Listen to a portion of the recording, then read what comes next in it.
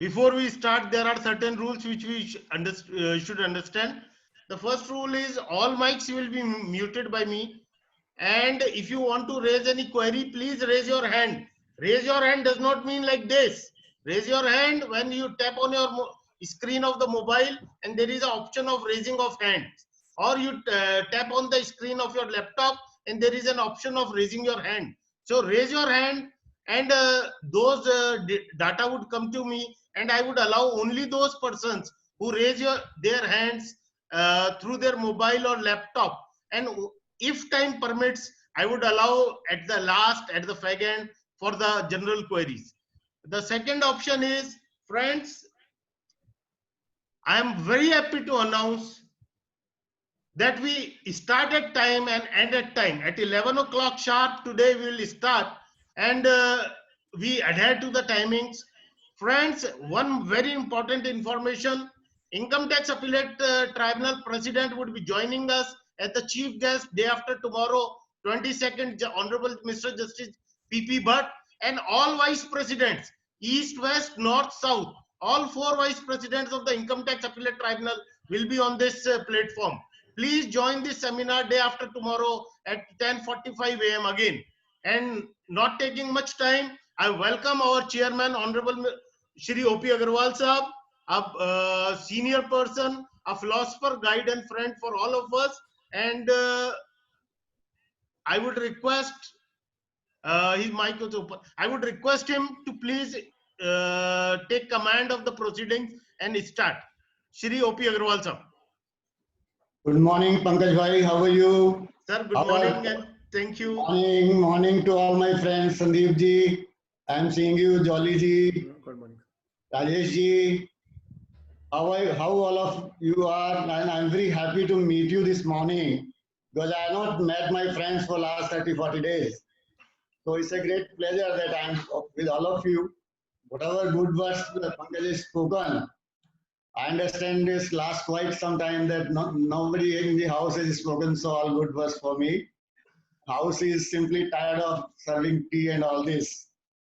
So friends, the subject of federation has this day chosen. I'm very happy to participate into this.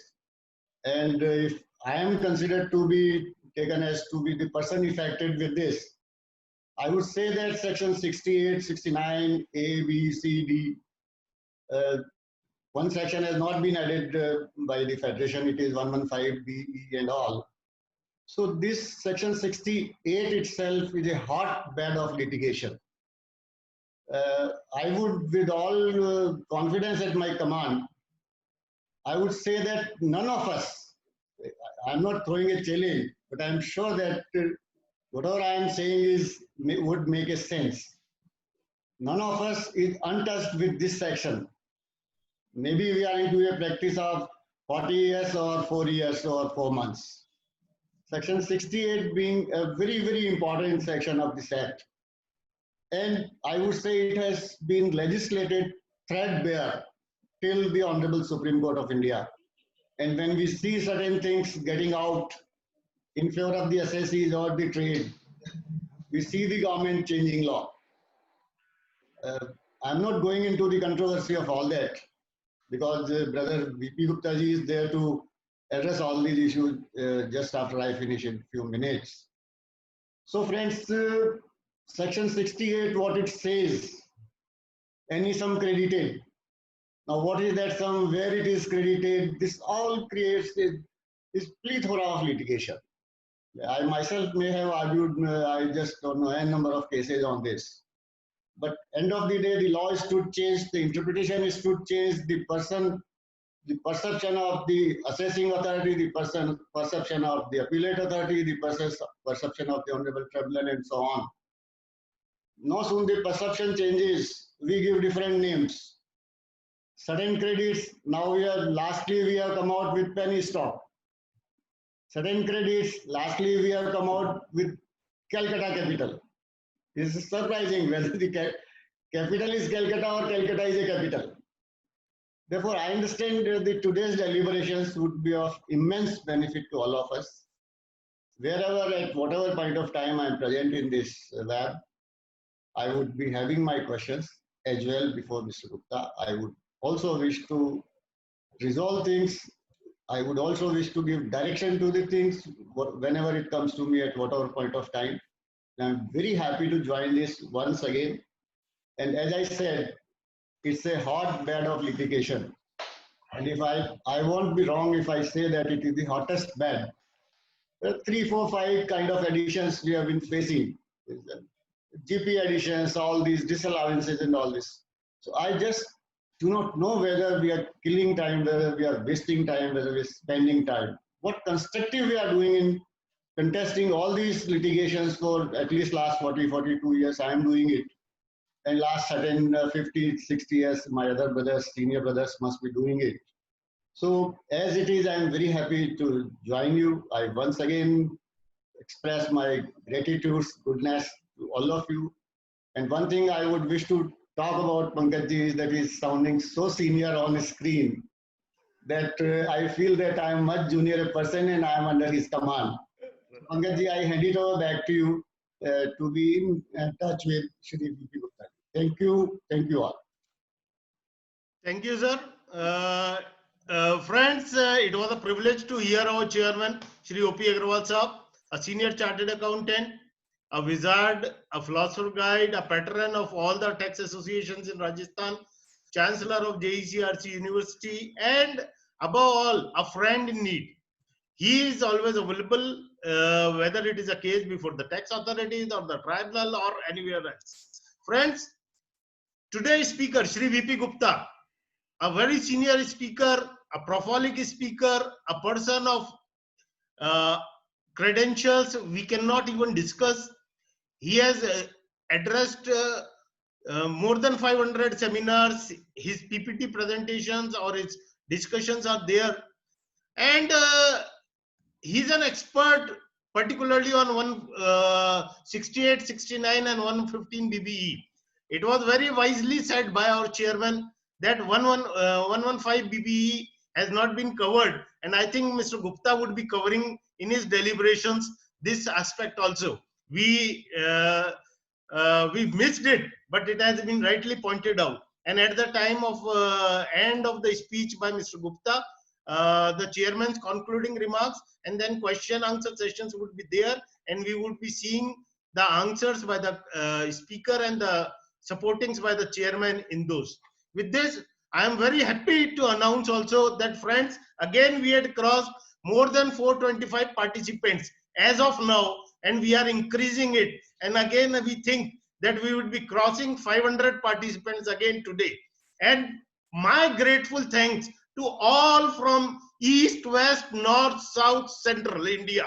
It is a all India webinar for all of us. So friends, not wasting any time, I am now unmuting Mr. V.P. Gupta and requesting him to start his deliberation. Chairman sir, your mic will always remain unmuted, and therefore at any time if you want to support, say something or whatever, your mic will always remain unmuted, sir. And with this, I request our speaker, Shri V.P. Gupta Sahab, to please start his deliberations. Sir. Thanks, Pankaj. Thanks a lot for saying kind words about me. And I am also thankful to other officials of AIFTP, Rajesh Mehta and Mr. Vijay Jolly from the Jaipur, Vinay Jolly, Sandeep Agarwal. And it is a great pleasure for me to have Mr. O.P. Agarwal as the chairman of this session, who has a long experience.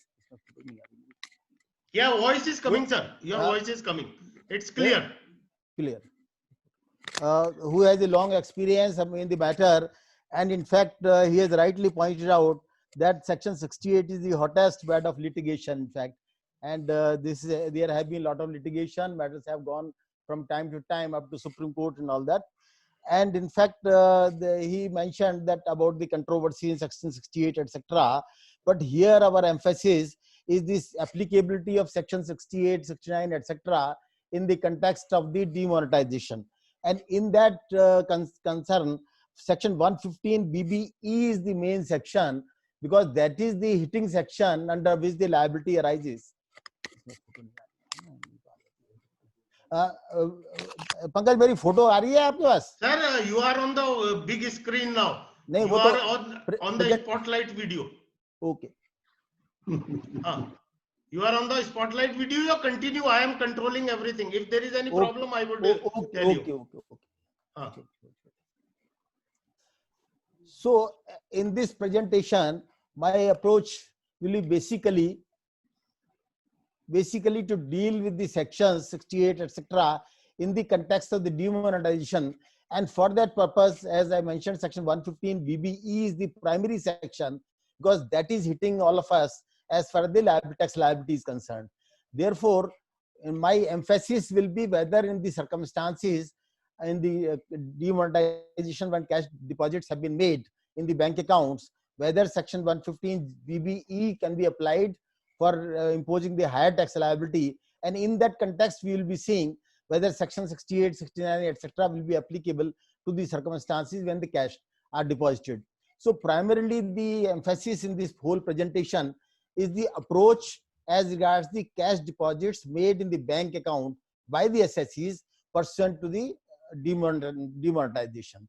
So for that purpose, I'll be starting my presentation, in fact, with section 115 BBE itself, because that is the basic section which I will be dealing with in the context of section 68, 69, etc. So section 115 BBE reads that where the total income on assessee includes any income referred to in section 68, 69, 69A, 69B, 69C, or 69D, and reflected in the return of income furnished under section 139, or B, determined by the assessing officer, includes an income referred to in section 68, 69, 69A, 69B, 69C, or 69D, if such income is not covered under clause A. So clause A here deals with the income which is included by the assessee in his return, but the income of the nature which is referred to in section 68, 69, 69A, etc. And clause B deals here with the assessing officer consider a particular income as income under section 68, etc., and all that. So here the general impression of all of us many times going on reading this section, that clause A will, is it okay? That clause A will cover whenever I show the income in my return, this income, this clause A will cover, and the section 115 BB will be applicable. But in my view, section 115 BBE clause A will also be applicable, notwithstanding that I have shown in my return, if section 68, 69, 69A, 69B, etc. have been are applicable to the nature to the transaction or the cash deposits which are made in the bank. So that is the primary condition or primary assumption in my view, that it is not that if I have shown on my return that straightway the income addition will be there in section 68, etc., and section 115 BB will be applicable. Clause B applies when the assessing officer considers a particular income in the nature of section 68, etc., then only section 68. Now section 115 BBE is creating a problem for the reason that this provides that in respect of such income, tax rate payable will be 60% on that.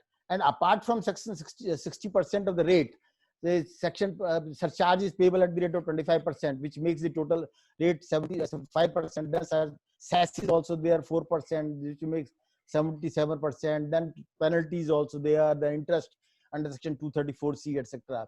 Therefore, this section 115 BBE as well as section 68, applicability of section 68, 69, etc., in the context of the transactions or cash deposits made pursuant to the demonetization has become of very great importance to all of us. And recently, as we all know, that assessments for assessment year 2017-18 have been finalized, during which year the demonetization had taken place on 8th November 2016. So deposits of the cash were made in the bank accounts after the 8th November 2016, which are subject matter of the litigation primarily in this assessment year. And assessing officers have broadly made additions referring to section 68 or section 69A. These are the two sections which have generally been applied by the assessing officers in making the additions. So with this background, I'll be proceeding in this presentation, And broadly, I may say that this presentation consists of three parts, in fact. Firstly, I'll be dealing with the language of the sections, as I've read section 115 BBE. Secondly, I'll be referring to certain case law in the context where the cash has been deposited pursuant to the sale, unrecorded sale, or the out of the cash balances or out of the debtors, etc. And thirdly, I'll be dealing with the notification and acts of the RBI, which were governing the demonetization provisions. So these are broadly the three things. Now proceeding further, after the section 115 BBEE,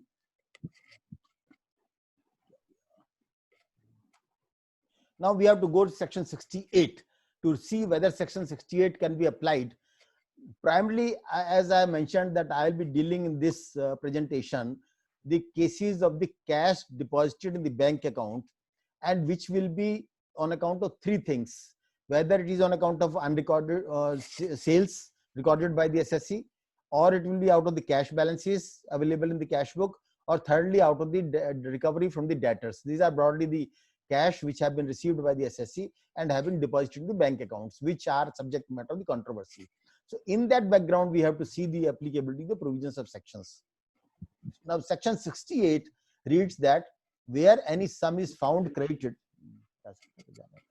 where any sum is found to be credited in the books of an SSC maintained for any previous year, and the SSC offers no explanation about the nature and source thereof, or the explanation offered by him is not, in the opinion of the assessing officer, satisfactory, the sum so credited may be charged to income tax as the income of the SSC of that previous year.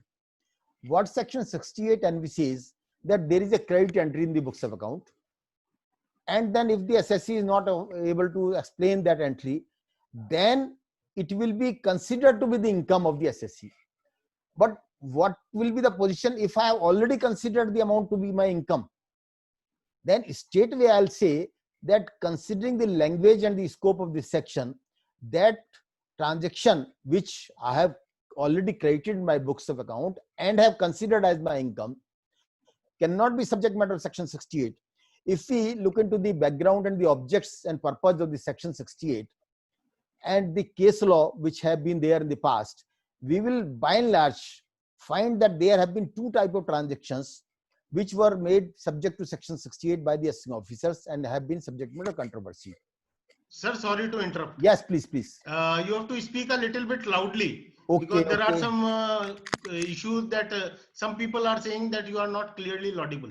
Secondly, your mic is creating some disturbance. So you have to hold the mic and then speak, sir. एक minute भाई.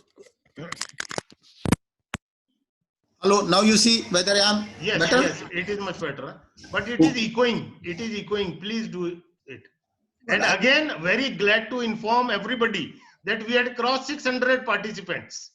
Very glad to inform everybody that again we had crossed 600 participants. It shows the popularity of our chairman and the speaker. Thank you, everybody. Now continue, sir, please. Now, as I mentioned, section 68, broadly there have been two types of categories of cases which have been subject matter of controversy under section 68. The category one has been the entries received by the SSC from other persons in the form of loan, share capital or gift, etc. So in this sort of a transactions, the SSC always claim that these are of a capital nature and therefore they are not in the nature of income. And wherever the SSC has not been able to explain to the assessing officer creditworthiness, identity, etc., and of the persons from whom the amount has been received, the amount has been considered to be the income under section 68 of the Act. Second type of category of the cases have been where the SSC claims that this is my income, but it is not chargeable to tax.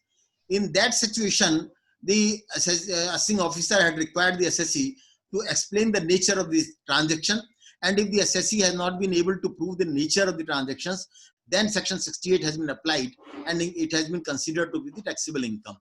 If we see recently also, as Mr. Agarwal also mentioned, that we had seen the penny stock transactions or the Calcutta capital transactions. So all these transactions either have been of the nature which we claim to the capital receipt, like in the share capital or the loan, where this is the accommodation entries we were received. In that, the section 68 was applied. Or the other category like penny stock, we have been claiming that this is in the nature of long-term capital gain and was not chargeable to tax or chargeable at a concessional rate. So in those circumstances, the controversy of section 68 has arisen in this. But here we have to see in the context of cash deposited pursuant to demonetization, whether section 68 can be applied or not. In my view, if the accounting entry has already been passed in the books of account, and it is shown that this is in the nature of sale or recovery from the debtors, etc., then section 68 should not be applied, because I have already considered, we'll be discussing in detail a little bit afterward. But in that situation, my view will be that section 68 itself is not applicable, because section 68 is applicable only in the cases where I have claimed that the credit entries is not taxable income of mine in the relevant year. Now, just to give a broad idea, I will not be discussing much in detail, as Mr. Agarwal already mentioned that the matters have gone to Supreme Court also. So just to see the nature which has been subject matter of controversy under section 68, I've just mentioned here the three cases of the Supreme Court. In fact, Govindaraja Modaliar 34 ITR, then Durga Prasad More, then Sumiti Dayal case. And briefly, in the first case, the issue was that capital contribution was made, capital was introduced to the partnership firm, and the person claimed that these are the capital nature and they were not in the taxable. The assessing officer did not accept the explanation of the assessee and hold that these credit entries were of the income, because he was not able to explain the correct nature, and the explanation was not accepted by the assessing officer. In the second case, Durga Prasad More, the issue was regarding taxability of the income arising from the property which was purchased in the name of the trust. The assessee explained that income was not his income because the property was belonging to the trust which was created by the wife. But the assessing officer did not accept this explanation, and it was held that income was chargeable under section 68. In these cases, the scope of section 68 has also been discussed, and onus on whose onus is there. This is why I have just now. The Sumiti Dayal case, which is a very famous case, and the department very invariably applied this case, refers to, in this case, the amount was won by the lady on account of horse races. The issue was whether this income was in fact from the horse races or not. Considering the circumstances that the lady had never participated in the horse races earlier, or even the single day the races were won at different places, the Supreme Court did not accept the explanation. And in this case, the Supreme Court further observed that we have to take surrounding circumstances and human probability also while considering the facts of a particular case. So this is why this particular case also assumes a lot of importance in the context of section 68. So these cases I'm just giving for the idea that the scope of section 68, what has been and how this was applied, but there are very large number of decisions or cases on regard to section 68, but broadly the nature of the income which have been considered in section 68 have been of those two natures which I have just now mentioned. Now, coming to the next important section which has broadly been applied by the assessing officer is section 69A. Section 69A reads that where in any financial year the assessee is found to be the owner what is very important here, of any money, bullion, jewelry or other valuable article, and such money, bullion, jewelry or valuable article is not recorded in the books of account, if any, maintained by him for any source of income, and the assessee offers no explanation. Here, what is important for applicability of these sections, there are two important aspects are there. Firstly, the assessee is found to be the owner of any money, bullion, jewelry, etc. Secondly, it is not recorded in the books of account. Now, in the context where the cash has been deposited in the bank, and there is suo motu, the assessee has deposited, and he is claiming that this is out of my cash sales, or it is out of my cash balance, or it is out of the recovery from the debtors, then the amount has already been entered in the books of account. That is number one. Secondly, he has not been found to be the owner by the department. This section will be applicable, in my opinion, where the survey or search has taken place and the assessee is found to be the owner of certain valuable asset, and there the assessee declares that yes, I am the owner, but I have not recorded in the books of account. In that circumstances only, Section 69A can be applied. In this circumstance we are dealing with, Section 69A can also not be applied in my opinion. Now, if we look into from this point of view, then in my view, neither Section 68 nor Section 69A can be applied when the books entries have already been recorded in the books of account and cash deposits are out of the recorded entries. Now, if we look into the other sections, Section 69, 69B, 69C, 69D, in my opinion, those sections can also not be applied at all, because Section 69 deals with the unexplained investments. There is no question of unexplained investments when I am making the deposit of the cash to the bank out of my entries in the books. Section 69B also deals with the investments which have partly been recorded. Section 69C deals with the expenditure incurred, which I am not able to explain the source of the expenditure. 69D deals with the loans out of hundi, etc. So that is also not applicable. So in my view, Section 69, 69B, 69C, 69D are not applicable at all. And in fact, to my understanding, the assessing officers have also applied either Section 68 or Section 69A in all the cases where they have added in the income on account of cash deposits by assessees. Now, therefore, my view is that these sections are not applicable, and therefore Section 115 BB is not applicable. Now, going further, the cash has been deposited. I have categorized the assessees in three categories who have deposited the cash. First category of the assessees that who are carrying on the business and maintaining books of account. That is category 1. Second category, the assessees carrying on the business, but income is assessable on presumptive basis.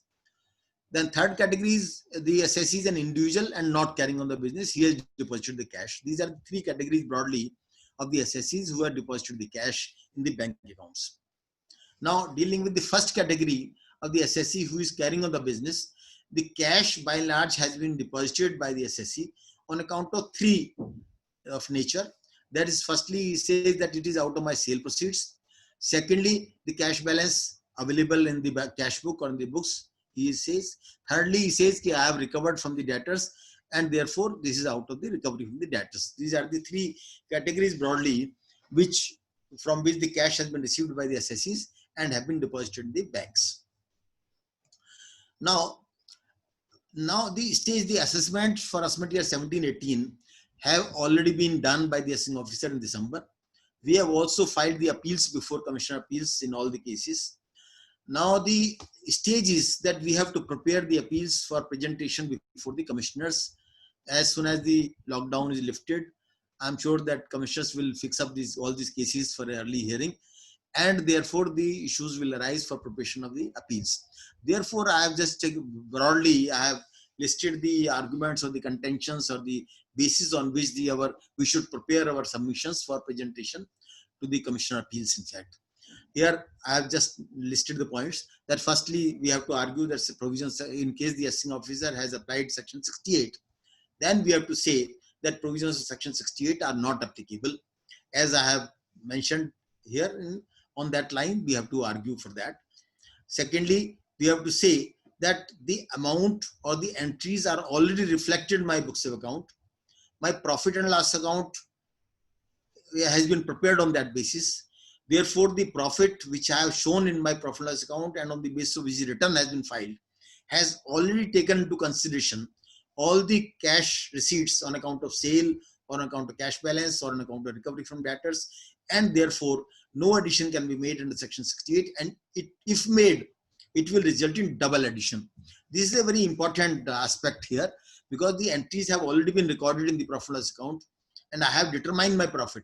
If in addition to the profit as per profit and loss account for which I have filed the return, because in most of the cases, this is what has been happened, that assessing officer has, without rejecting my books of account, has adopted the profit as declared in the return, and on top of it, he has made addition on account of cash deposits in the bank account.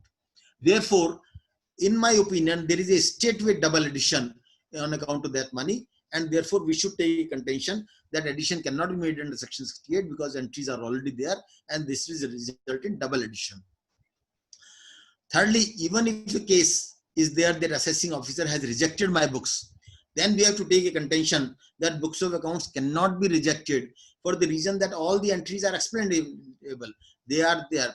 There is no default or the defect has been found by the assessing officer. Unless a defect has been found, the assessing officer cannot reject my books of account.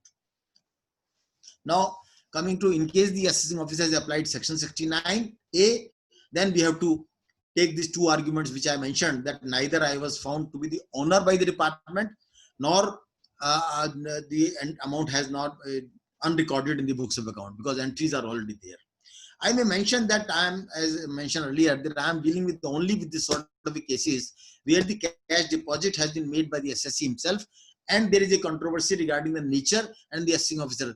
There are certain cases which during the even after demonetization, survey or search have taken place, and in those survey and search, the assessees have surrendered the stock or the cash balance, or anything. Then those cases are on different footing. For those, applicability of provisions have to be considered in different way, as it has been earlier. They are not specific with reference to demonetization. That is what I want to state. Now, the next argument is that, of course, during the course of assessment proceedings, in order to substantiate our transactions, we would have shown the books of accounts to the assessing officer. We would have explained with the stock register. So we should rely before the commissioner appeal, along with all the relevant documents, that every entry is there in the books of account. Sales are out of my stock which was available with me, and therefore no addition can be made on account of that. If the recovery is from debtors, then debtors were already there in the books of account, and therefore if cash balance has been there, then cash balance was coming from the earlier year or as out of the sales in earlier months. So even if there has been some variation during this year, still all the transactions are duly verifiable and they are duly reflected in the books of account, and therefore in the facts also provision section 68 to 69A cannot be applied.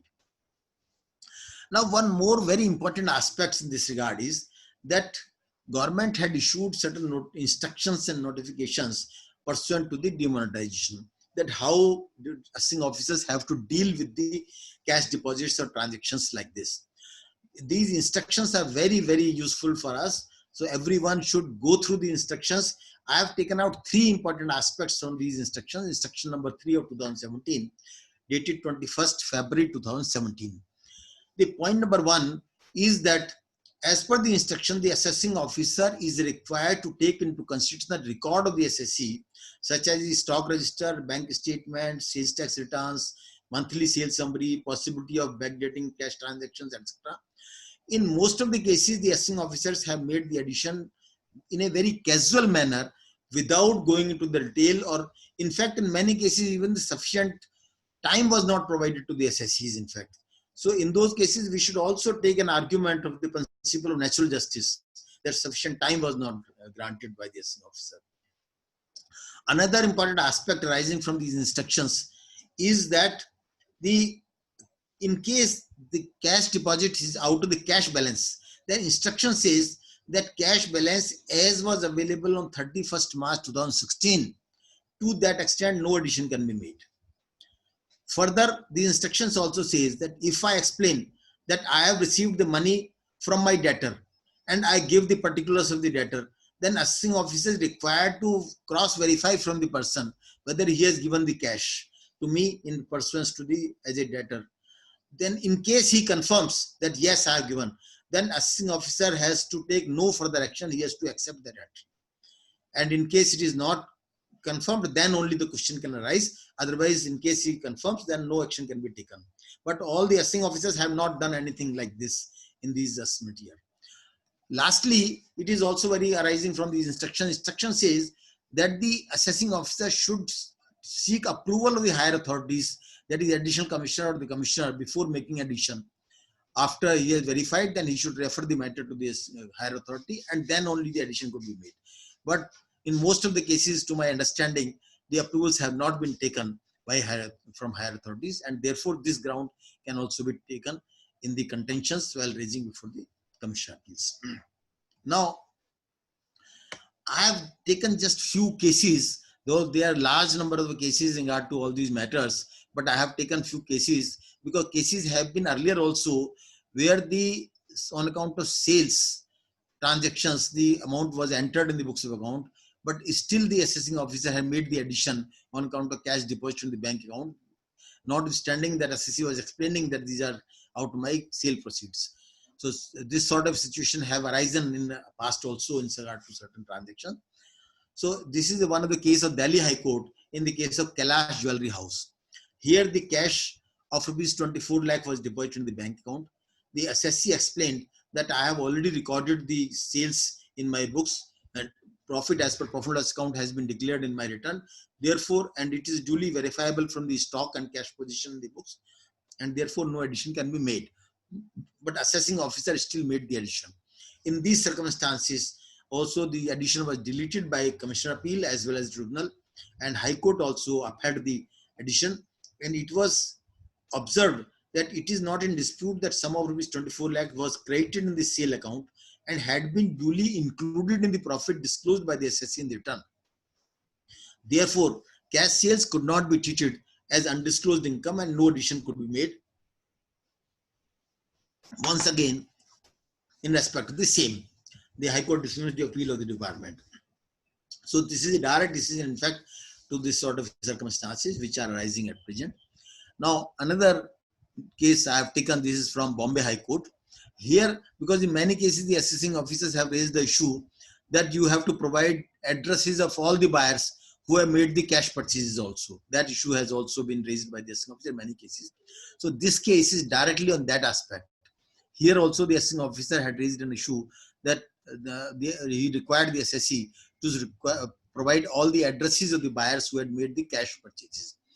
In this case, the Honorable Bombay High Court observed that where delivery of goods is taken against the cash payment, it is hardly necessary for the seller to bother about the name and address of the purchaser. So therefore, this is a direct case as regards the address of the buyer.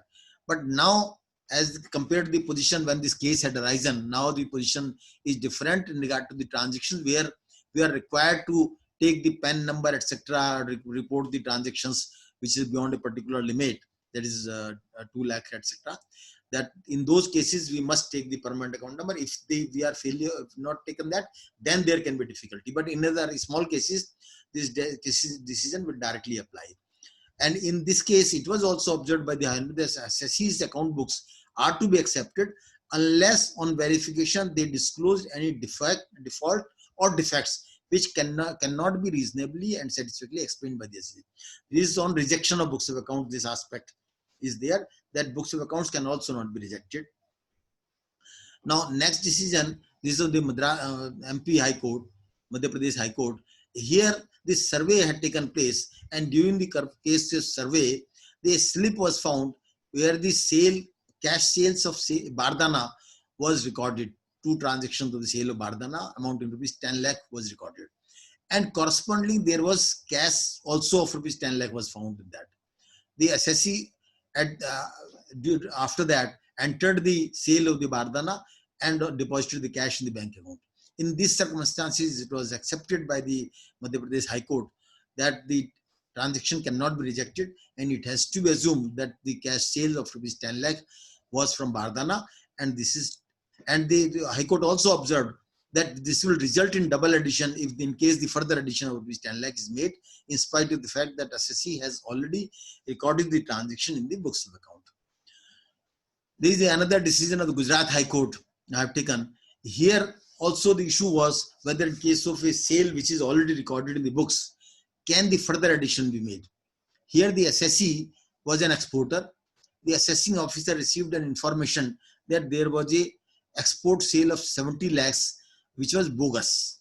So the issue was the assessing officer made this 70 lakhs as a bogus sale, further addition to the results of the profits of the books of account of the assessee. The High Court held that no further addition can be made of 70 lakhs, even if he has received an information this was a bogus sale, for the reason that assessee has already entered the sale of 70 lakhs in the books of account and profit has been determined accordingly. In this case, the SSC, being an exporter, had claimed deduction under section 80HSC. The assessing officer had rejected the claim under section 80HSC and had made further addition under section 68. So High Court held that though deduction under section 80HSC can be rejected because this was not proved to be of export nature, but the further addition of 68 under section 68 cannot be made on account of this bogus sale. There is another decision of Delhi ITAT. In this case, this is in fact a decision of April 2019 only. Here the assessee was importing mobile phones from China, and his arrangement has been that he was importing from China, was not making payment in advance. He was making the high C sales when the goods were in transit, and was receiving the sale consideration in cash from the buyers. And after he has received the cash consideration, he was depositing in the bank account, and then he was making payment to the party in China. So all these facts were there on record. The assessing officer, however, issued the notices to the parties to whom sales were made by the person. Parties did not verify the sales. The notices were received back either with the remarks that left or not exist. Then on that basis, the assessing officer made the addition on account of sales to the extent of 59 crores in the assessment of the company under section 68, in addition to what profit he had shown out of the transaction. The tribunal has held that since all the details were available, the transactions were there, he has imported the goods, he has sold the goods, he has received the cash from the sales and deposited in the bank, and then he has made the payment against the purchases. Therefore, it cannot be said that the entries to the extent of 59 crores were in the nature of entry covered under section 68, and no addition under section 68 can be made, and it's said that section 68 cannot be applied. That is what the ITAT said in this case. There is another, now there are few decisions I have taken regard to deposit of the cash out of the cash balances. This is a decision of Delhi High Court in the case of Kulwant Rai. Here the amount of 3,76,000 was deposited in the bank account. So there was withdrawal also from the bank. The High Court, after considering the circumstances, it was accepted that deposit was made out of the withdrawal. And it was also observed that assessing officer, before making addition, has not been able to show that cash withdrawn from the bank have been utilized for some other purpose. So unless it is proved that cash withdrawn was utilized for some other purpose and cash deposit was from different source or undisclosed source, no addition under section 68 can be made. So next decision, this is a Lucknow bench decision. Here, in this case, the assessee has been regularly withdrawing from the cash from the bank and has been depositing the. So there was total aggregate deposits during the year of 1 crore 35 lakhs. Here again, after considering all the transactions, it was observed by ITAT that considering the total books of account at every stage when the cash was deposited, cash balance was available in the books, and therefore no addition could be made on account of the cash balances which were deposited because they were duly verifiable from the books. There is another decision from Delhi ITAT. Here the issue was the difference, time gap in depositing or withdrawal of the same. So here it was again observed that even the time gap may not be very important if the assessee is able to prove that the addition deposit have been made out of the cash withdrawals or cash balances which were available with the assessee. Now there is a Punjab High Court decision which is against in regard to cash deposits. Here the deposit of 14 lakh was made. The assessee before that, however, has been withdrawing very small amounts from the bank. So in these circumstances, the High Court did not rely.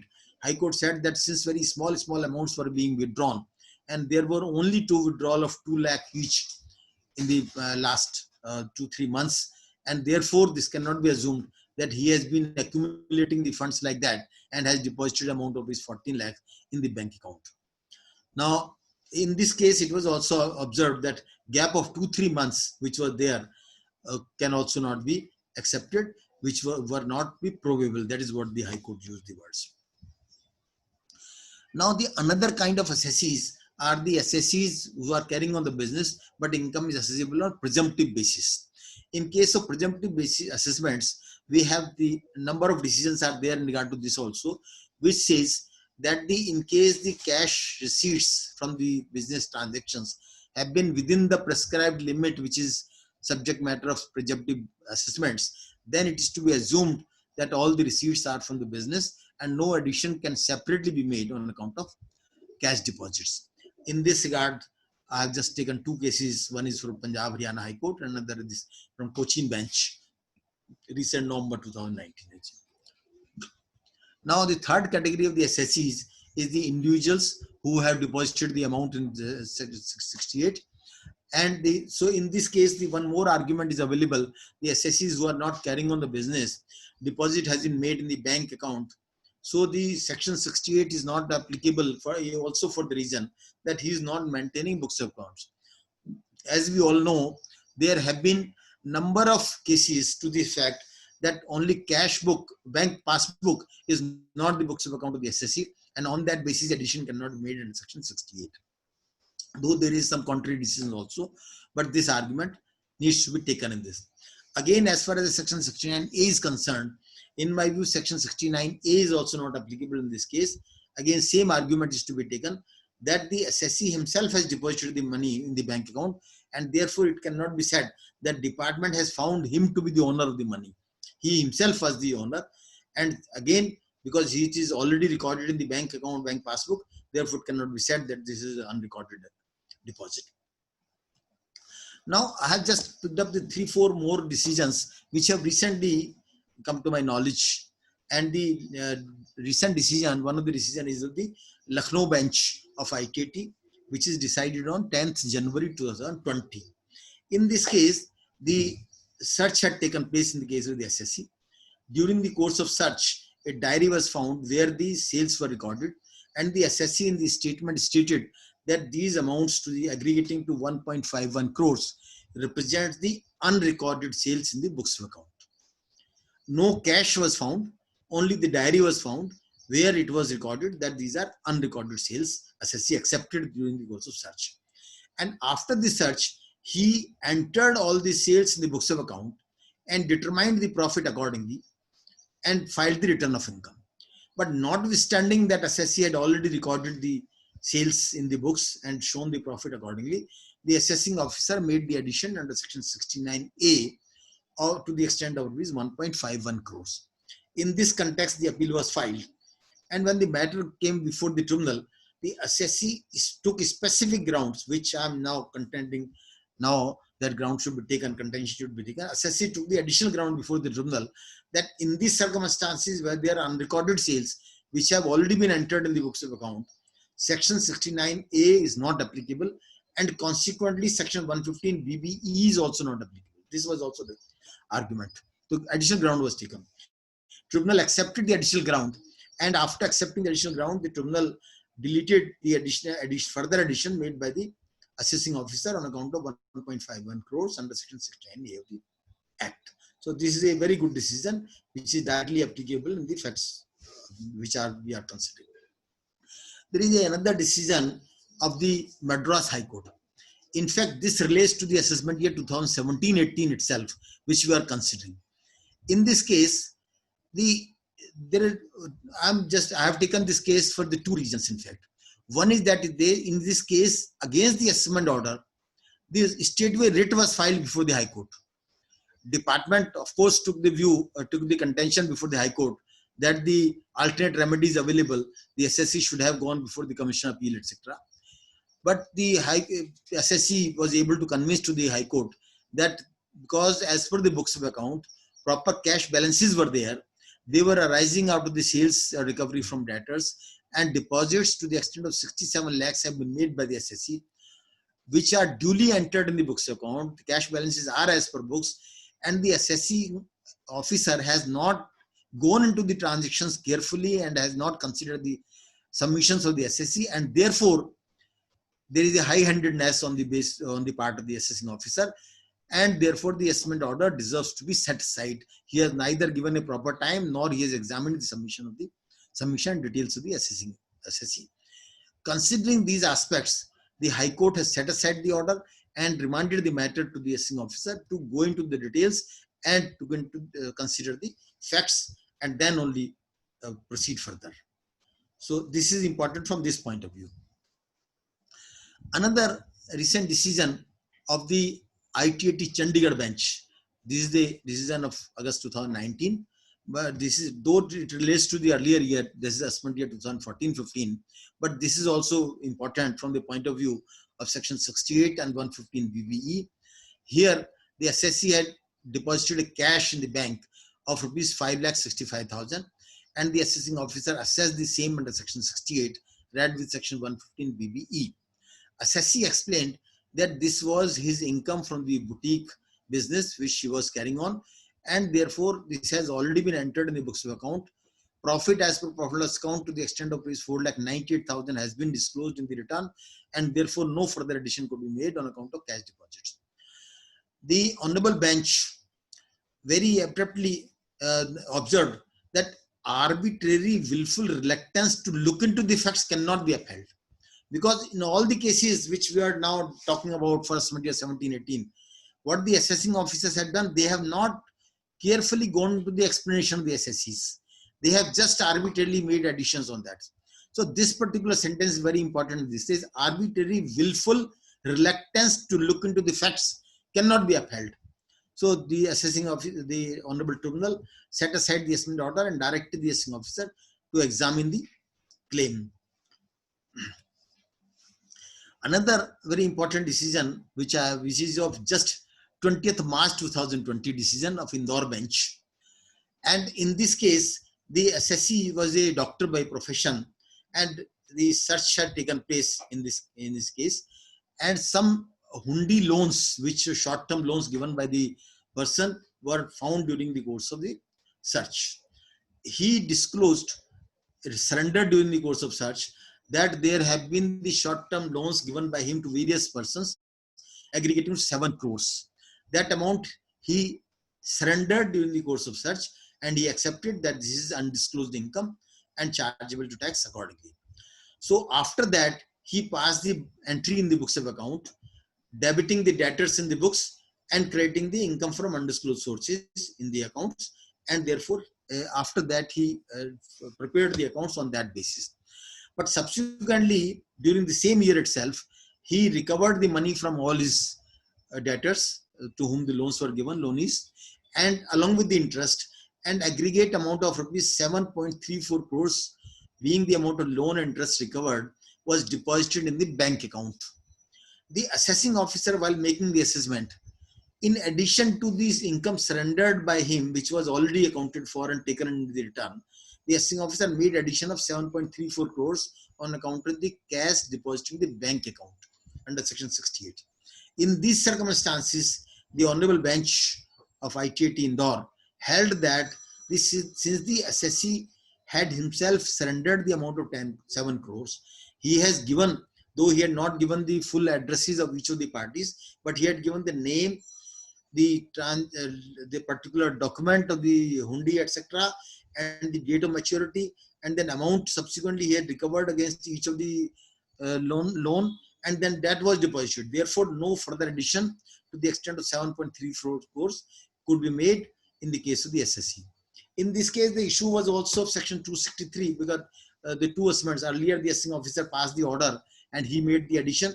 Then again the assessing commissioner administration passed the order under section 263, wherein he was not observing that some further addition was to be made, but he said that assessing officer had not fully looked into the facts, and he should have further gone into the facts and reported the matter to other concerned departments, etc. Because this matter allegedly was also, this doctor was also allegedly involved in the Vyapam Ghotala, that medical Ghotala has been there in the Madhya Pradesh. So on that basis, the assessing commissioner had passed 263 order that assessing officer should have further looked into the matter. But the tribunal 263 also was quashed. But apart from, we are not concerned with 263 because two appeals were there before the tribunal. One was relating to 263 and another was on merits. So we are here concerned with the appeal decision only on the merits of the appeal, that no further addition could be made because 7 crore was already surrendered and taken in the books of accounts. Now, considering all this background and the facts, now the issue is that section 115 BBE is also not applicable, and therefore no higher tax rate, etc. can be. Now, just one small issue, because in many cases, the assessing officers, apart from tax, penalty, and interest, has also been charged under section 234B, B and 234C. 234, as far as 234C is concerned, I will say that 234C in any case cannot be charged, because the section itself very clearly says that this is to be charged on the basis of the returned income, not on the assessed income. Section 234B, though it is chargeable on the assessed income, but still some argument before the Commission of Appeal should be taken that interest is not chargeable, because I was expected to pay advance tax only on the basis of my estimated income, and there is a double addition and all that. So therefore, contention deserves to be taken, though it has to be seen how far it will succeed or not. That is a separate issue. Now, with this background, in short, I'll say that section 115 BBE is not applicable. Now, there is one more aspect as regards 115 BBE is concerned. At the time when the demonetization had taken place, section 115 BBE was providing a rate of tax of 30%. Subsequently, in December, the rate of tax was increased to 60% initially by ordinance, and subsequently by passing the Amendment Act.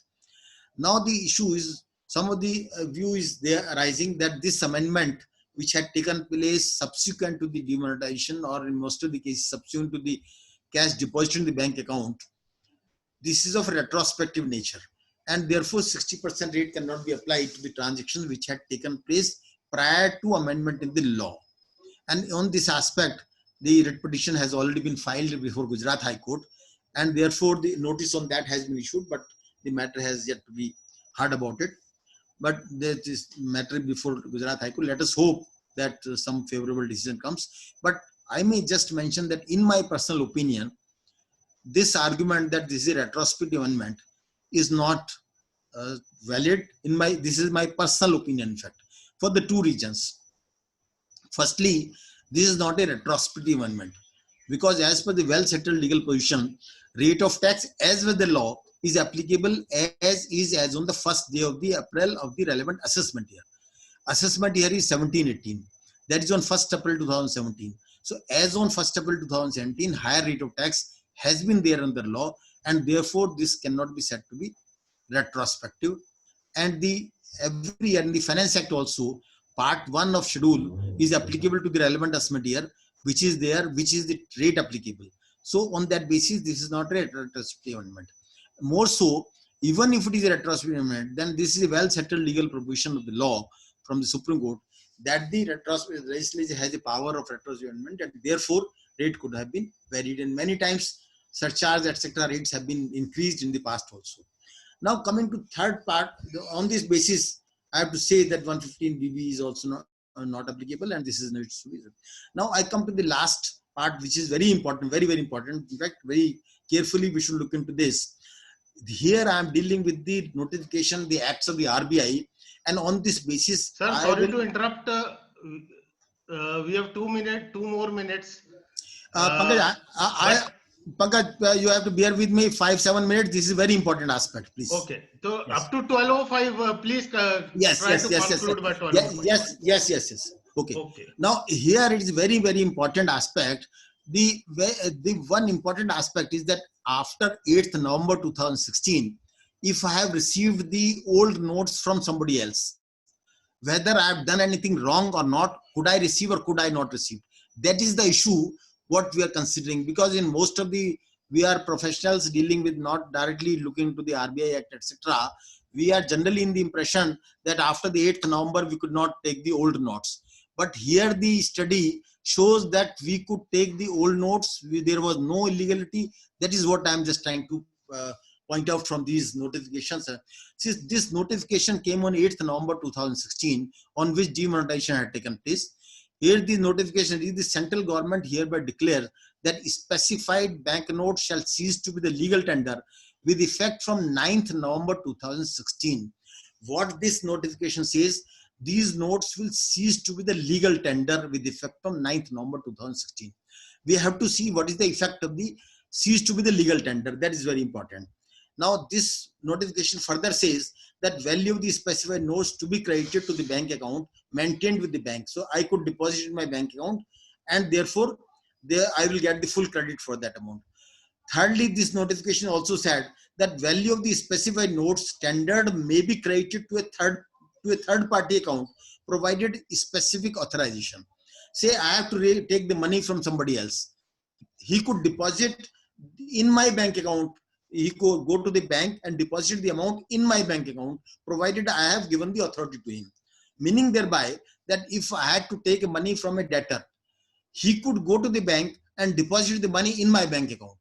Therefore, there was nothing illegal even if he has deposited the money. So if could deposit, I could also accept the money from him and deposit in my bank account. This is one part of this notification. Then going further, I compared this notification of 2016 with the notifications 1978 where the earlier demonetization had taken place. We will be dealing with the RBI Act also after this, but I'm just wanting to first show what has been the distinction between the two notifications or the provisions. Here 78, there have been the section 3 of this act provided that on the expiry of the 16th January 1978, all high denomination notes shall, notwithstanding contained in section 26 of the Reserve Bank of India Act, cease to be the legal tender in payment or on account and any place. This particular part has been the part of the notification 2016 that this ceased to be the legal tender. But now coming further, section 4 of this provided that prohibition of the transfer and receipt of the high denomination notes, save as provided by or under this act, no person shall after 16th day of January 2078 transfer to the possession of another person or receive into his possession from another person any high denomination bank note. So there has been restriction in that notification that after 16th day of January, nobody could transfer the possession of the note or receive the note. Now this particular aspect has come in the new law. Subsequently, now we can see from further law. Now, before I go to the particular things, I'll take to the RBI Act. Section 26 is the relevant section which deals with section 26 and 34 in fact. Section 26 subsection 1 provides that subject to the provision of subsection 2, every bank note shall be legal tender at any place in India in payment or on account of amount expressed therein and shall be guaranteed by the central bank. Now this says that this will be legal tender and this note will be guaranteed by the central government. Now subsection 2 says on recommendation of the central board, the central government may by notification of the Gazette of India declare that with effect from such date as may be specified in the notification, any series of the bank notes of any denomination shall cease to be the legal tender, save as such office as. Now in view of subsection 2, that notification was issued on 8th November 2016 that this will cease to be the legal tender. But as far as this shall be guaranteed by the central government, that part had not come on that stage, that has come subsequently. Now section 34 provides the liability of the issue department shall be an amount equal to the total amount of the currency notes of the government of India and bank notes for the time being in circulation, meaning thereby that central government, that is the RBI issue department, shall continue to be liable against the notes which are in circulation. So the liability of the RBI will be there, that is provided in section 34. Now, this is very specific and very important thing that government had brought out another act, which was ordinance was issued in December 2016 and subsequently this became act in February 2017. This act says, this is known as Specified Banknote Cessation Liability Act. It shall be deemed to have come into force on 31st December 2016. Now, this is very important. This act came into force on 31st December 2016, not on 8th November 2016. This further provided that in this act, unless the context otherwise requires, appointed date means 31st December 2016. Then there is a grace period.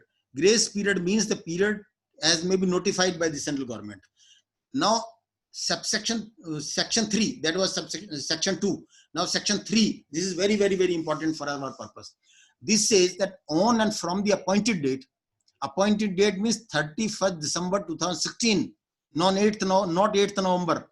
That is very important. From, on and from appointed date, notwithstanding anything contained in the Reserve Bank of India Act 2034 or any other law for the time being in force, the specified banknotes which have ceased to be the legal tender in view of the notification of the Government of India dated 8th November 2016, issued under subsection 2 of section 28(6) of the Reserve Bank of India, shall cease to be the liability of the Reserve Bank of India under section 34, and shall cease to have a guaranteed by central government under subsection 1 of section 26 of the Act. Meaning thereby that after this Act had come into force, this section 3 provided that from 31st December 2016, these notes will have any guarantee for the government. Till 31st December, they were guaranteed by the government and under subsection 1 of section 26. That only the legal tender, they ceased to be the legal tender, but still they continued to be the guarantee of the central government, and any person who was holding the note were having the same legal force to recover the money from the government. Now going a little further, section 5 of this Act said that on or from the appointed date, no person shall knowingly or voluntarily hold, transfer or receive any specified banknote. Now this says on or from the appointed date. Appointed date is 31st December. So as I have shown from 78 Act, this was the from same date that no person will receive or transfer. Here it was provided that after 31st December, nobody knowingly or voluntarily hold, transfer or receive any specified note. So before that, I could transfer or receive any specified note. There was no restriction at all. Now, provided that nothing contained in this section shall prohibit the holding of a specified banknote by any person up to the expiry of the grace period.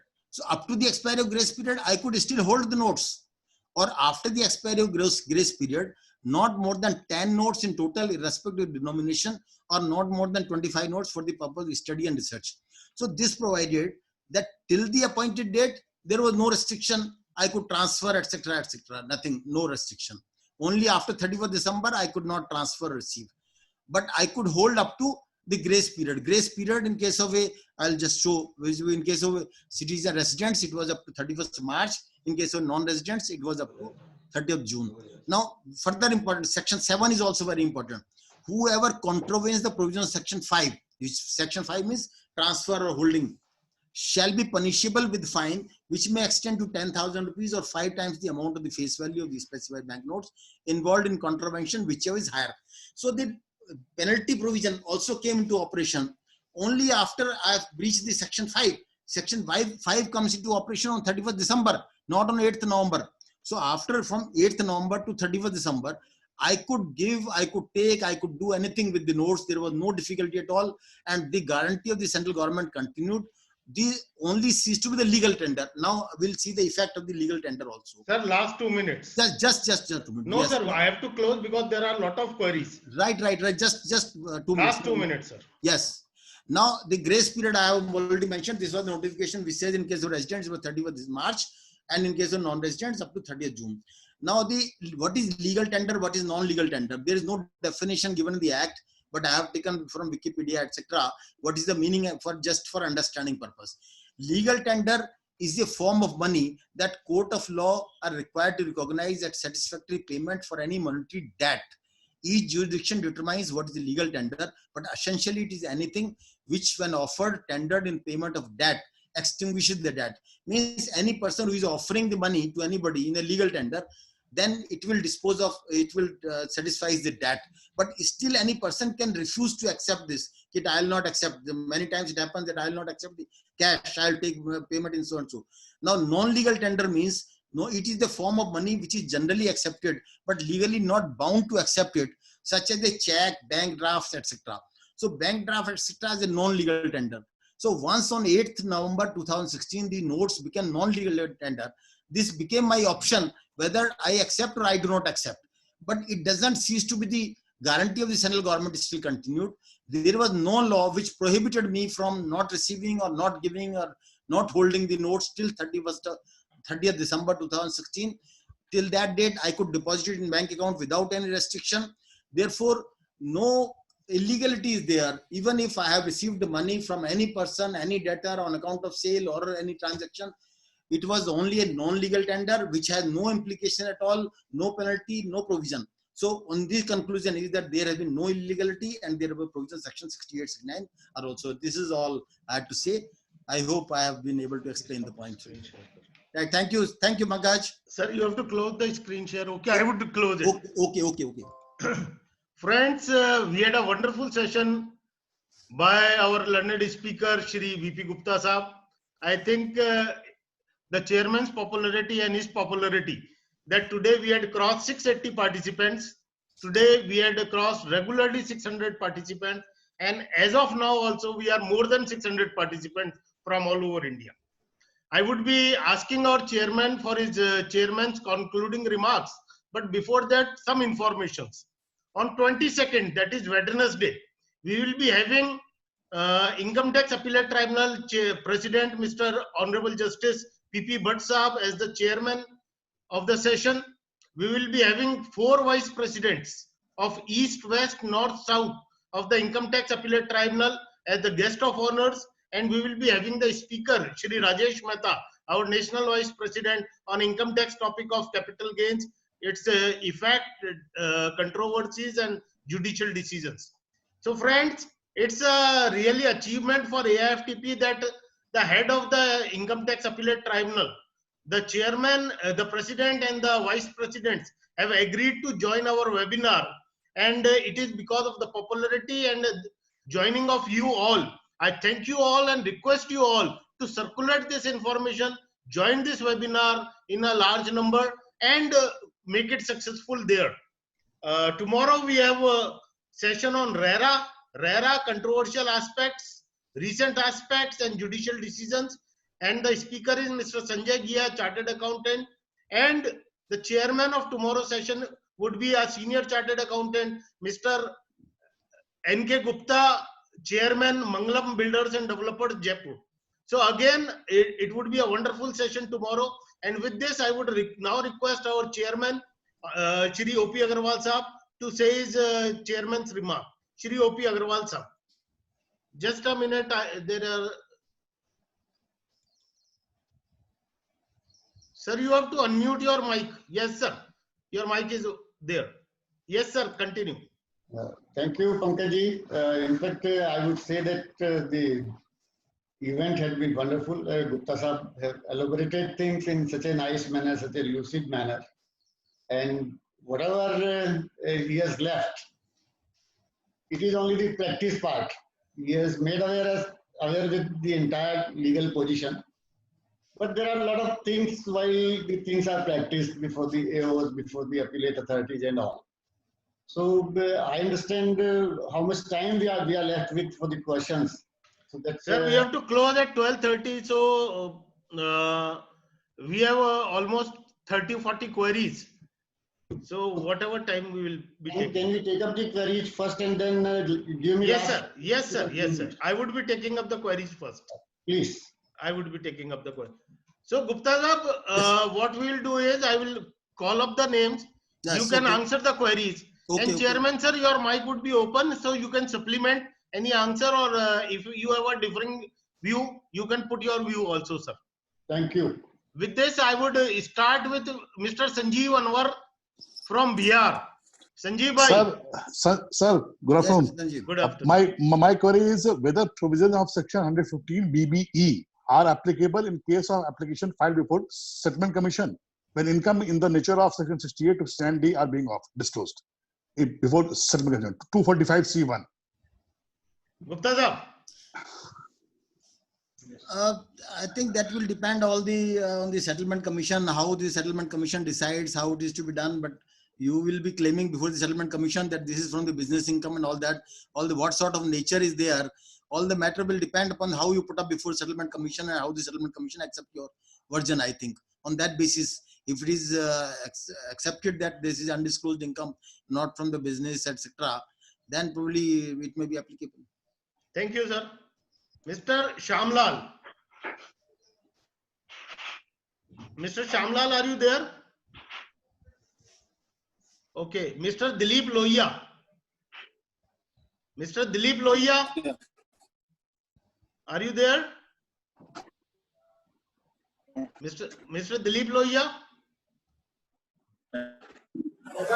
Sunakar Mohanty. Sir, my question is, hello. Yes, yes, please. Go on, please. I filed return on a presumption. And the assessee is producing agricultural product, catching not producing. And he has deposited money, 10 lakhs, 3 lakhs at a time. So the assessing officer has taken as a point of disclosure income from undisclosed source. So he has been added, though we have shown it in your income, in income tax return, but he has added it. Double taxation is there. So what to be done? Please repeat your question. I could not get you. Please repeat, Mr. Mohanty. Please repeat. The assessee has shown its income. Assessee has shown his income. In the return, it files return on a presumption tax. I'm audible? Yes, yes. Go on, go on. So the assessing officer has taken it as an undisclosed source of income, though it is an agricultural produce. So he has taken it as a undisclosed source and assessed income and put tax and penalty. No, if 68, section 68, though it is not, he has put it in cash, not in check. Okay, Gupta Sahab, I would give it. He has said that assessee has an income and the authority has assessed with an undisclosed income, and he has received the same in cash, and tax, interest and penalty has been levied under section 68. So you are wrong, sir. Yeah, that is what we discussed. In fact, if you have already shown in the return and you have explanation for all that, so then the income is already shown in the return, then he cannot apply section 68 and again add this amount. Okay, sir. Anand Tibdewal. Anand Tibdewal. Okay, I would be again opening for Mr. Dilip Lohia. Dilip Lohia. Yes. Sir, good morning. Yes. Morning. Sir, in case of commission agent, In case of parties commission have agent. directly deposited in bank. Yes, sir. And directly deposited the amount in SBN to the bank account of the party. Yes. Agent. So, sir, I've already. AO has added the full amount. Lohiaji, what you can do is you can put the query in chat box. Your mic is not working actually. No, you are saying that he has deposited the amount in your bank account. So I've already explained, as per the RBI Act, he could do that. Notification, he could deposit in your bank account. So once he has deposited, there is no difficulty. You have already accounted for that amount in your income. So no addition can be made. Okay. Mr. Andy Bhosle. Mr. Andy Bhosle. Mr. Andy Bhosle. Okay. Mr. Dilip Agarwal. Gupta ji. Yes, Gupta sahab, kya haal hai? Actually, AO treated the agriculture land to non-agriculture land. So the sale of the land is recorded in the books of accounts and added under 68. So whether the act of the AO is justified? This will depend upon the facts of the case and conditions for agricultural land, non-agricultural land. This is not directly related to the demonetization issue. This issue can be of a general nature. When you sell the agricultural land, he says, no, it is not agriculture. That will depend upon the definition of agricultural land we have in the Act. Thank you. If it is a non-agricultural land, whether it the addition under 68 is all the transactions are recorded. So whether it can be added under 68. Yes, that can be added because as I discussed, the section 68's scope has been twofold. One is that of capital nature, other is the income which you are saying that it is not taxable, but you are not been able to substantiate the explanation what you are giving. Mr. Smith Saurabh. Yes, sir. Good. A regular query master. He is yes, sir. A regular query master. Yes, sir. Nice, sir. Nice. Nice meeting you, sir. Yes. Yes, sir. Yes. Nice to meet you, sir. Thank you, sir. Yeah. Sir, my question is about the significance of personal capital account and balance sheet in the context of IT income tax proceeding under section 68. Simple question, sir. What is the significance of personal capital account and personal balance sheet as if any SSC deposited cash on the basis of the balancing figure of his personal capital account after setting off all his assets and liabilities. What will be his position in the context of 68? Yes, sir. Again, it is a matter of fact that how far your balance sheet or accounts you are maintaining are reliable or not reliable, or in some one manner or another you have been giving those accounts in earlier years also or not. If you are prepared in this very year and say that these are my accounts and everything is recorded in my account, therefore the section 68 doesn't apply, that cannot hold good. This will depend on facts of your case. Yes, sir. Mr. Umar Reddy. Mr. Umar Reddy. Okay. Mr. CA Kamlesh Parikh. Sir, in case of petrol pump dealers, based on the circular of Finance Ministry, yes, they were not allowed, but many of the private petrol pump dealers accepted old currency notes against sale. And in Gujarat, a lot of additions have been made under 68. What is your view on this, sir? I have this all RBI notification and acts I have explained only from that point of view. That during the period of 8th November to 31st December, there was no illegality. You could accept it. There was no difficulty at all. Though generally the income tax officers will not understand all this, but we must take these arguments in the appeal. Thank you so much, sir. Thank you. Mr. Fasluddin from Kerala. Again, a regular query. Sir. Querist. And again, we welcome Mr. Fasluddin from Kerala. Yes, sir. Sir okay sir Gupta ji sir वो तो मेरा एक client को English में बात करें shop which is done on the period of demonetization and they called for details and after that on 30th March they said please pay some tax amount but we couldn't pay the amount. The matter is pending. Is there any further movement from the department side, sir? What do you mean to say? Demand was raised. Is was a question of recovery of demand. 30th March, he says that you have to make payment. Sorry, sir. There is recovery of demand. There was one shop visit on the within the period of this demonetization. Okay. And then they returned the Panchagama and returned the details of cash balance. And there is no movement from their side after that. They called for that time, and after on 30th March, they said you must pay some amount like that lump sum amount tax. But we couldn't comply that.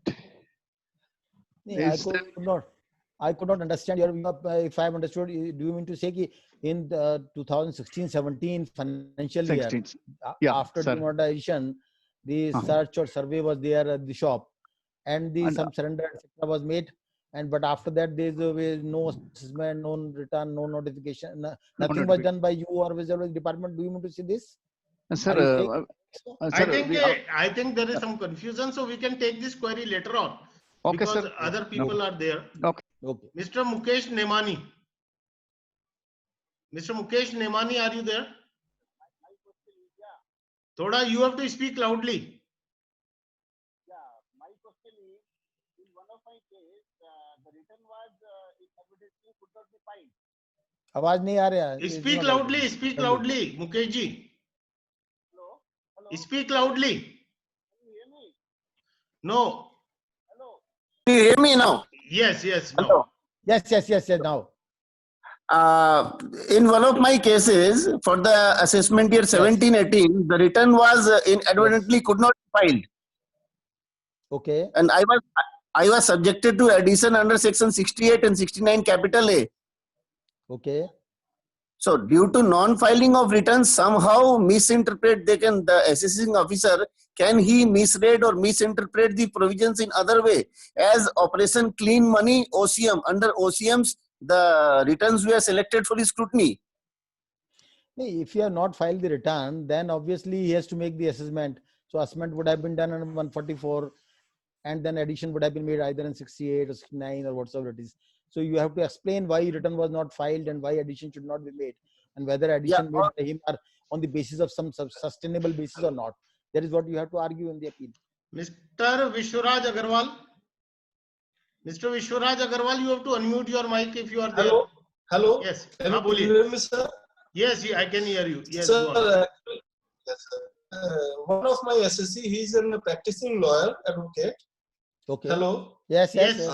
he's a practicing lawyer advocate. Huh? Yes. They do a process of registration. In this process, the clients deposit cash amount in his account and he pays the stamp duty through his accounts online. Okay. During this demonetization period, they had deposited a sum of around 15 to 15 lakh rupees in his account for payment of stamp duties. So he paid he got that amount and he paid the stamp duties according to their registration fees and relevant payments. Okay. Okay. Now the assessing officer have added a total amount. There are some cash deposit and some check deposit through ECS and checks deposits in his accounts. So you around 61 lakhs during this. I've got during the financial years. Yes, they got the query. I've got it. Answer it. You have to explain with the facts. You have to give the list of the persons from whom you have received, because you got the documents registered for those persons. Copy of documents will be there. Copy of payment of this stamp duty is there on the record. So you have to explain with the facts. No addition can be made. Mr. Sumit Gupta. Mr. Hello. Sumit Gupta. Hello. Yes. Sir. SSC is a vegetable vendor. During the demonetization period, he regularly sells and deposited more or less 1 lakh rupees per day in as announced illegal currency, 500 and 1000 denomination. So he has been called by the department. So you see, firstly, I will say that you don't call it illegal currency. I have already explained the provision. Yes. That was the purpose of bringing all this RBI Act and other specific act or notifications for this. There was no law which restricted you not to accept in old currency till 30th December. So you could accept, you could deposit. You have to explain and rely on the legal position. But sir, appellate to Mr. Mahinder Gargia. Sir, no cross questions. Thank you, sir. Pankaj Bhai. Gupta sir, my query is in the context of sir, your section 115, this BBE, yes. And whether you attach any importance to the selection of the head of the income in this context. Say the AO added the sales as saying undisclosed under section 68 under other sources, whereas the claim of the assessee is that it was his business income. So whether 1158 BB will be applicable if assessee is successful in establishing such deposit to be from business income. I mean, head of income, whether it will going to make any sir, in short. Mandarji, this has been the theme of my presentation today. What we have said that once the accounts in the accounts it is already recorded as sales. So no section 68 can be applied. Section 68 cannot be applied. This is the business income. So the no addition can be made. That is the whole theme of the presentation. Okay. Thank you. Mr. Rajesh Mittal, please don't do share screen. You are doing it regularly. Mr. Rajesh Mittal. Now I have Mr. Bhasin, MM Bhasin from Delhi. Gupta ji, can we not take a argument that it is a barter? After selling my cloth, I accepted the old notes in the barter. Has the income tax department has to say anything? First of all, Mr. Bhasin, you are not eligible to ask query. Neighbors cannot ask query. Bhasin Saab, you are saying barter, but I am saying that there is no illegality. This seems to be the legal tender, but I can accept the illegal tender. If you can accept the check, you could accept the notes. There is the question of barter. Barter is usually when you are accepting one goods against the other. But you could accept the old notes. There is no illegality at all. Last two questions. One, Mr. Dilip Lohia, if you are there again. Dilip Lohia, you have to unlock your mic. Okay, he is not there. Mr. Raghuveer Singh Punia, again a regular querist from Jaipur, a blog writer. Again, yes, Mr. Punia. Sir मैंने opening debtor से मेरे opening balance sheet में उनसे cash receive कर लिया, तो क्या मैंने लास्ट ईयर में उनको सेल्स मान लिया उससे काम चल जाएगा, या मेरे को दोबारा क्रेडिट वर्दीनेस, आइडेंटिटी और जेन्युइनिटी ऑफ ट्रांजैक्शन की अग्नि परीक्षा से दोबारा गुजरना पड़ेगा? नहीं, आपने देखिए लास्ट ईयर उसको सेल दिखा दी उनकी, और सेल देखा गया वो डेटर हो गए। अब डेटर अगर आपके रिकॉर्ड में है तो आपके पास पर्टिकुलर्स भी हैं उनको, मेरे पे इस आदमी को मैंने सेल की थी और इससे रिसीव हुआ है, तो वो है, तो उसका आप डिटेल आपको देनी पड़ेगी भाई ये है। और वैसे तुम्हारे अकाउंट्स में आ रहा है तो उसी से अगर डेटर से रिकवरी है तो बुक्स में ऑलरेडी एंटर्ड है, सेल आ गई, बुक्स इनकम आ गई आपकी, पर वो ये तो आपको बताना ही पड़ेगा ना ये मेरे डेटर्स थे। Mr. M.S. Srinivas Rao, our Deputy President. Sir नमस्कार सर। नमस्कार Gupta ji and Pankaj Gaya. नमस्कार। Actually only one request sir, this scrutiny is taken by the CAS or by the manual very previous period. This should be assessed in the particular area of that 17-18 assessment before December 31st 2019. For which if the act is come in proper in the prospective, why the cases are taken for the adding 68A, 69A, B, C, D, 68 and 115 BB, sir? This is my query. नहीं, आपका addition मतलब addition जब assessment में 17-18 का assessment हुआ तो assessing officer has to examine कि what is the nature of this income and whether section 68, 69A etc. are applicable or not. So he will apply those. I agree, sir. Then you have to take contention whether applicable or not.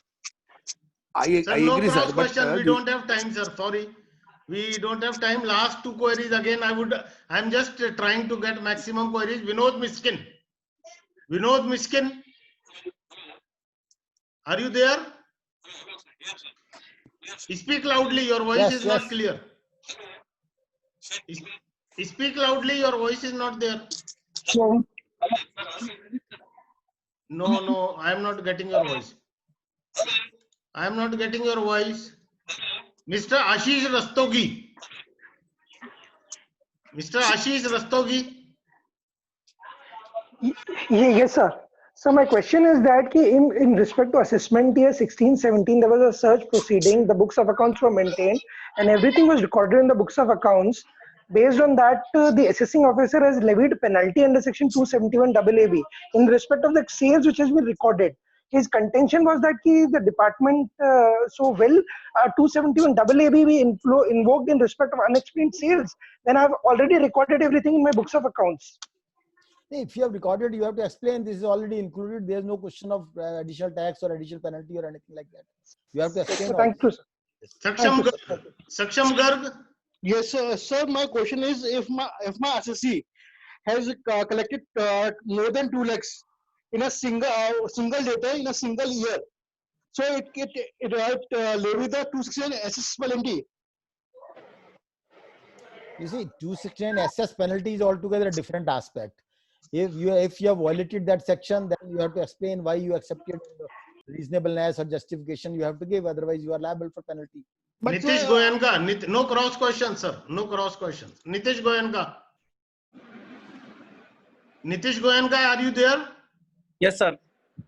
Go on. Sir, in my case, one educational institution has filed his return and claimed the exemption under section 1023C triple 3AD, and in 143(1) they disallowed it and compute the tax as per normal firm taxability. So in my case, is there any chances to apply 115 BB by the department because the case is in scrutiny? No, your point is altogether different. If you are a charitable institution recognized under 1023C, then you should explain. You should, if there should be some mistake in your return. This is why the 143(1) assessment was made on that basis. So it may be assessment years 18-19 or 19-20. You should rectify your things and let the assessing officer know, and on that basis claim as a charitable institution. There is no question of 115 BBE or anything other. Right? Sir, there are a lot of more queries, but we are short of time. We have to close.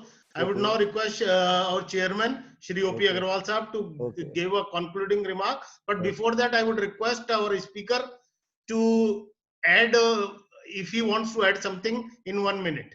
If he wants to say something in 1 minute, last. I think I have my emphasis on the whole presentation has been that if the accounting entries are already reflecting the transactions for which against which the cash was deposited in the bank account, then no addition can be made under section 68 or 69A. and particularly in regard with the reference to RBI Act and notifications, I have tried to show that there was no illegality. We can freely accept before the listing officer that till 30th of December, I was entitled to accept old notes and could deposit in bank account. There is no illegality. No addition can be made on that basis. Commissioner may not accept, but I am 100% hopeful that before tribunal, we will succeed on this aspect. Thank you, sir. Yes. And now I would request our chairman, sir, to conclude the proceedings. Sir. In fact, the Federation should validate Mr. Gupta's deliberation today. This has been fantastic. Of a, I would say, multiple user could be made out of his presentation for the good reasons that whatever circulars he has offered, and especially the Indore decision Mr. Gupta has taken up, that would really be of a long-lasting value. Let us wait for its fate in the High Court and thereafter in the Honorable Supreme Court. But while you see we come into practice and we discuss things day to day, we appreciate, we appraise things on day-to-day basis.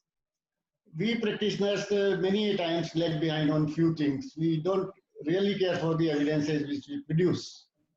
Income Tax Department, with a very, very casual way, with a very surmounting way, they would very well say that strict rules of evidences do not apply to the Income Tax Act. But no soon the proceedings are out of the Income Tax Department. I understand, and Mr. Gupta would appreciate as a senior advocate, that every rule of evidence has a value. We just cannot say that the rule of evidence doesn't have value. Even if an affidavit is filed and whatever comes out, affidavit filed is sketchy. Affidavit filed is self-serving evidence. So all these issues do not remain before the Honorable Tribunal, before the High Courts and all proceedings, other proceedings elsewhere. And the next point I would wish to emphasize would be, it is definitely not out of context, I understand, that we normally don't ask for cross-examination. Even sometimes the cross-examination is refused. It is simple pretext that whatever information supposed to have been on the record is on the record. What is the necessity of cross-examination? But the department even doesn't know the rules of cross-examination. I have seen in many cases that officer, when we request him for cross-examination, he'll say that, tell me how we cross-examine it. He doesn't know how to administer the oath. So the cross-examination, all these things, they really strengthen your case. You demand the opportunity, they let them say no. The Supreme Court decision that cross-examination cannot be denied in whatever circumstances. And so far as the surrounding circumstances, Sumati Dayal and all that is concerned, I understand my personal opinion is that it's a stale law. Of course, it's a Supreme Court decision, but it's a stale law. Things keep, I would say the water has crossed many rivers. So on circumstantial things also, whatever are the surrounding circumstances there, but we can really rebut it. We can really rebut things in a wonderful manner, in a classical manner, I would say. And no time has since been permitted to me to take benefit of Mr. Gupta's presence on this screen. I would have asked query myself that I just do not know Mr. Ghia would permit it or not. No, please. Sir, I'm nobody to object to it. But the fact remains that these days, at least the area in which we practice, me and Pankajji, what happens in the search proceedings is that nothing is caught. Now the understanding is reached. All right, come out with a diary, write down few names, Mr.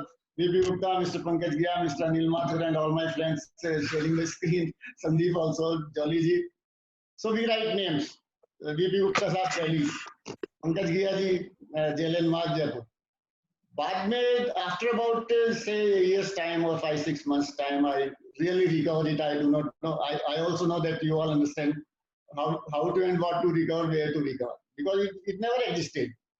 Once a credit entry is made that I received it back, they would be behind my blood to reassess it somehow as an income.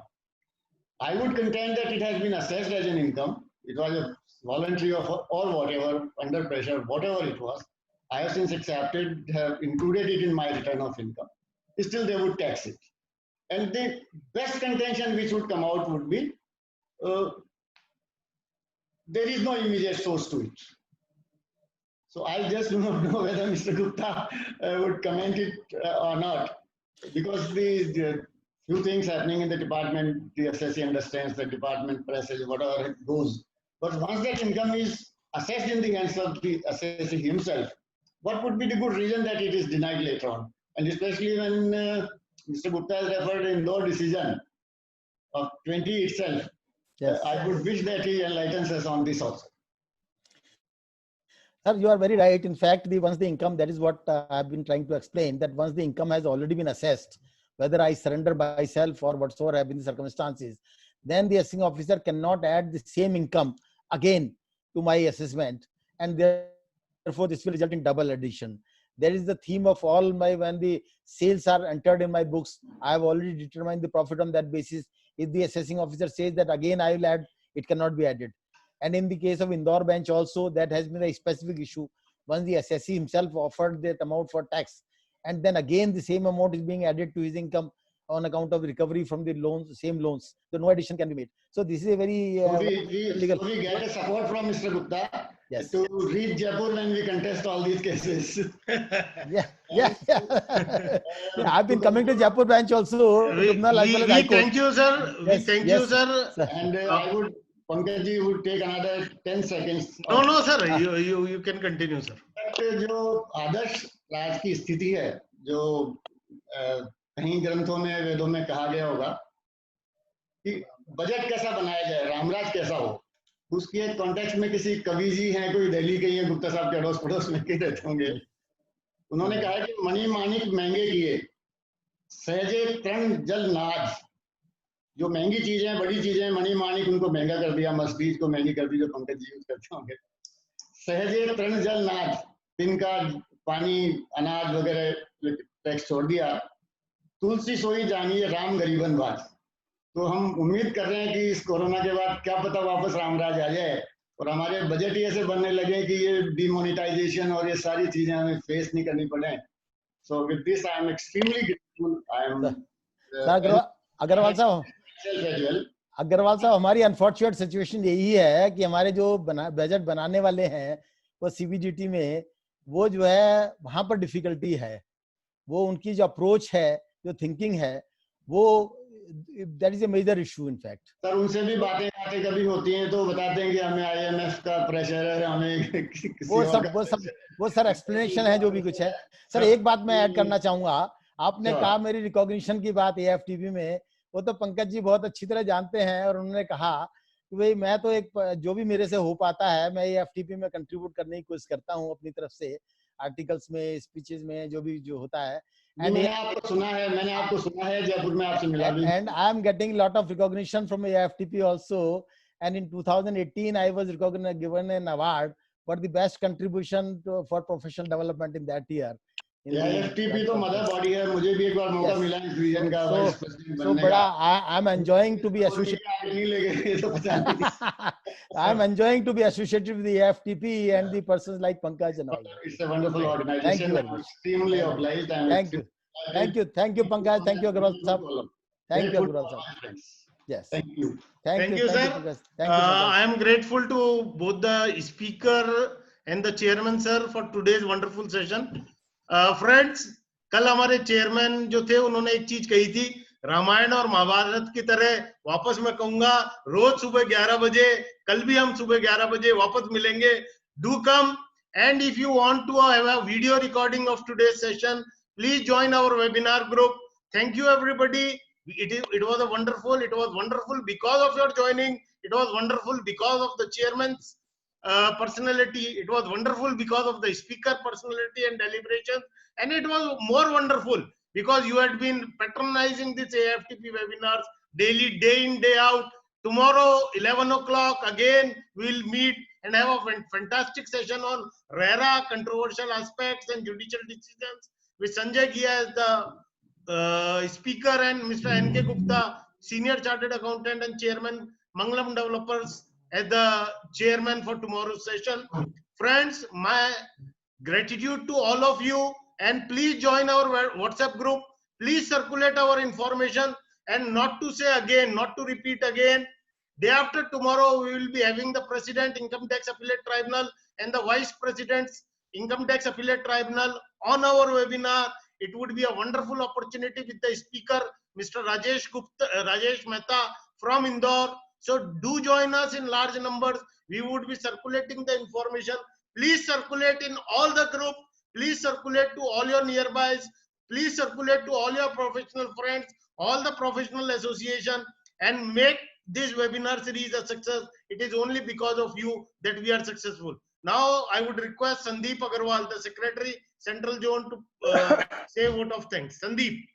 I'm thankful to our today's chairman, O.P. Agarwal Sahab. Thankful to our today's speaker, P.P. Gupta ji. Nice deliberation by both of them. Thank you all. Thank you all again, as all things are already said by Pankaj ji sir. We'll wait for you tomorrow at 11 o'clock sharp. Thank you all. Thank you very much.